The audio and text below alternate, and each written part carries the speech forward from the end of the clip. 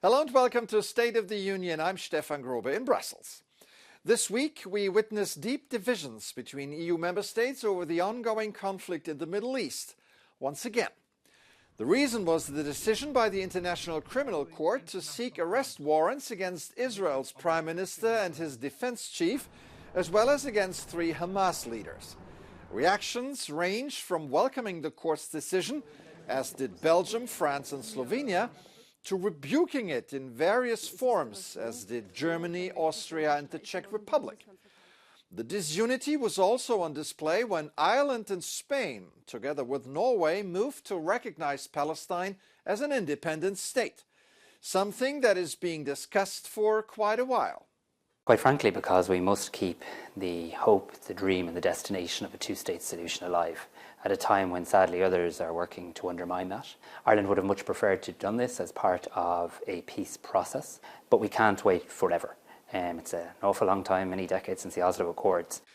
There is more European unity regarding Ukraine on the surface. But when it comes to arms shipments, action hasn't always matched words. Western allies are taking too long to make key decisions, Ukraine complained, at a time when Russia seems to be stepping up its offensive in the northeast. In the face of relentless Russian attacks, Germany's foreign minister, during a visit to Kiev, warned that the country needed to boost its air defenses, with Western help, of course. Some of the rockets and missiles could be brought down by air defense, but obviously not all of them. And this is why I'm calling worldwide to increase the air defense support. Watching the war very closely is Moldova, a country sandwiched between EU and NATO member Romania and Ukraine. The former Soviet Republic has long been defying warnings from Moscow that closer Western integration could see it face Ukraine's fate. Right. Nonetheless, Moldova signed a defense partnership with Brussels this week, a step designed to tie the country closer to the EU. The country is a candidate to join the bloc and formal talks are expected to begin next month. Joining me now is Daniela Vidaicu, Executive Director of the Moldova Soros Foundation. Welcome to the program. Thank you. So, how significant are the EU accession talks for the Moldovan public? How do people see EU membership? Well, the upcoming intergovernmental conference to be held in the nearest future is the most important political event for the pro-European Moldovan population, while the opening of the European negotiation is very much expected by the population. In the recent years, Moldova is an inclusive society, managed to achieve very good milestones in implementing national and domestic reforms so that the country and the society is transformed and the negotiation should really move forward to be reversible. For Moldovans, as you asked, both for those that are living in the country, but also for those that are living abroad in the EU member states, holding already the European citizenship, the European integration of Moldova is very important as a development plan and the most probably important strategic plan since its independence.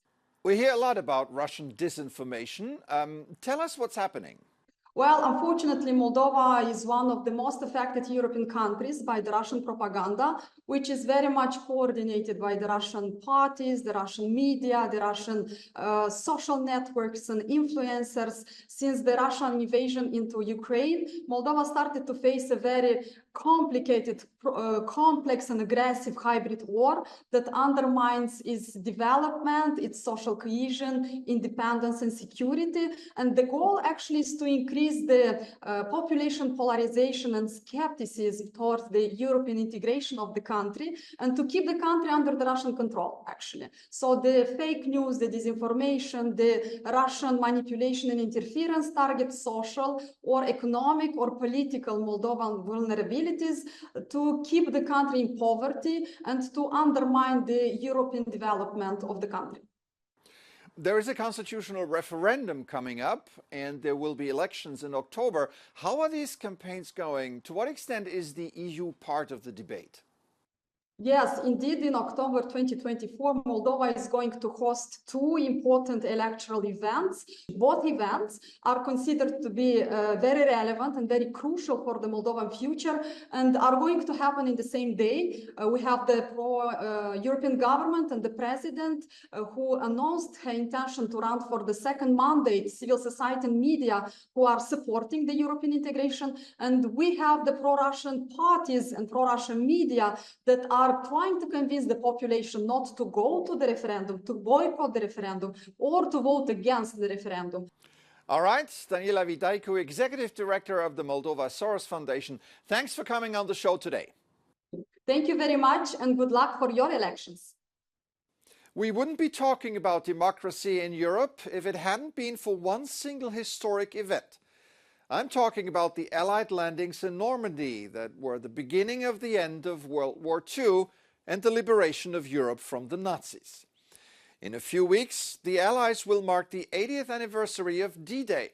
As a tribute to the fallen and to surviving veterans, the British Royal Mint unveiled a commemorative coin depicting soldiers disembarking from a landing craft.